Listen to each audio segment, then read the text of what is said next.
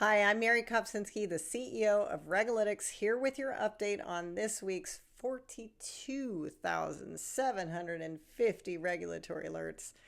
The regulator of the week is actually Oklahoma with 5,912 alerts. Obviously, their webmaster finally hit upload. Note, a lot of Bitcoin, blockchain, and digital asset related alerts in there. But let's be honest, the topic of the week continues to be the United States federal government, so I'm going to focus my time on that.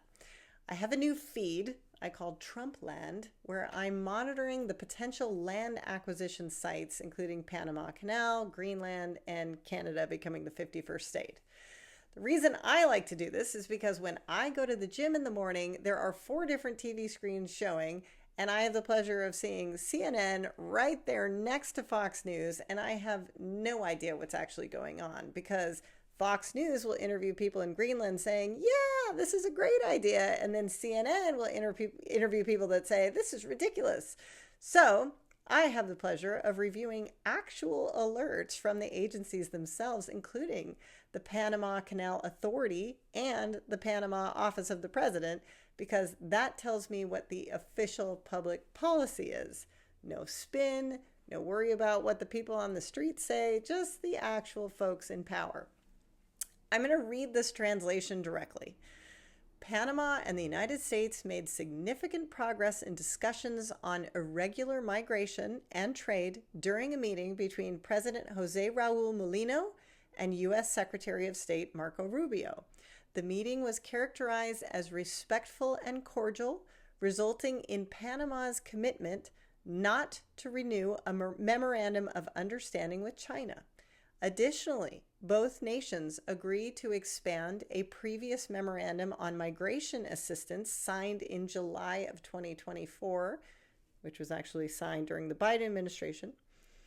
A technical team from the Panama Canal Authority will assist U.S. officials with inquiries regarding canal operations, emphasizing the canal's autonomy from nearby ports. Both countries expressed a commitment to ongoing dialogue in areas of mutual interest. But also, Panama met this week with the Pope, the Italian president, the U.S. National Council on Foreign Relations. Regarding name changes, the Congressional Research Service put out an explanation about how names are changed in America. And in some instances, like the Mount McKinley being renamed to Denali, it is an act of Congress that created the new name and would likely require an act of Congress to change the name again. In the case of the Gulf of Mexico, however, there are 3 different boards that need to be consulted. The Board on Geographic Names, the Domestic Names Committee, and the Foreign Names Committee, the BGN, the DNC, and the FNC. The BNG is supposed to settle discrepancies where there are 2 names used for the same thing. The DNC is supposed to name things inside the United States. The FNC is supposed to coordinate with foreign countries to help name things. And this is like a thing, right? Korea uses a different name for what we call the Sea of Japan, and we work diplomatically to determine our name relevant to our relationships with different countries around the world. Anyway, Gulf of Mexico or America traditionally would require some sort of discussion with Mexico. In the same breath, Iowa proposed a bill mandating all classrooms to teach Gulf of America to students. So all in all, it's a bit of a mess, and mostly, I think, quite a distraction and waste of government resources for something that doesn't do much for anyone.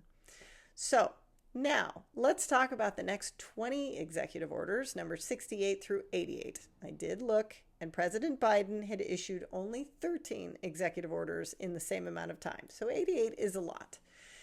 The news has covered the whole Canada, Mexico, and China tariff thing, though I don't know if they've really been as clear as the orders are that the entire point is to stop opioids from coming across our borders.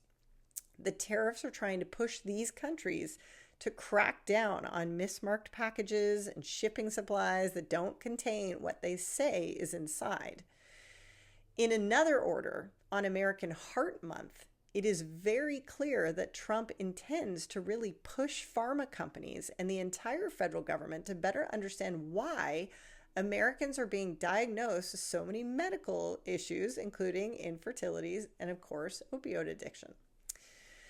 I'm also going to mention the order on the Sovereign Wealth Fund. So what is a Sovereign Wealth Fund? It is where a country creates an investment fund that invests in diverse areas to ensure financial growth. So a very famous one is the Kuwaiti Investment Authority, which was created in 1953 from oil revenues. The idea is that if something had happened to the oil supply, then Kuwait would have alternative sources of revenue to rely upon and help it as the world changes. Lots of states in the United States have sovereign wealth funds, but the U.S. as a federal government does not. Trump is requesting Treasury and a few others to advise him on what it would take to create a U.S. sovereign wealth fund. The last one I'm going to point out is the order on expanding educational freedom and opportunity for families. There are obviously a flurry of orders focused on eliminating DEI and any mention of it or funding for it, including education funding, hospital funding, the military, FAA, etc. The news is definitely covering that. But I did find it interesting that Trump thinks educational funding should be a choice given to parents where, if they want to send their kids to a religious school over a public school or a charter school over a public school, they can take the funds and direct them there. What else do you need to know? In New York, it is now officially okay for just the name of the prescribing company or practice and not the individual doctor to be listed on any miscarriage support or abortion drugs so that doctors can keep their privacy and presumably safety. Finally, asset managers. Changes to Form PF have had the compliance date extended to June. And that is it this week for RegAlytics. We have the global supply chain of the world's regulatory alerts in one very easy to use place. If you need a solution for anything related to regulation, give us a call.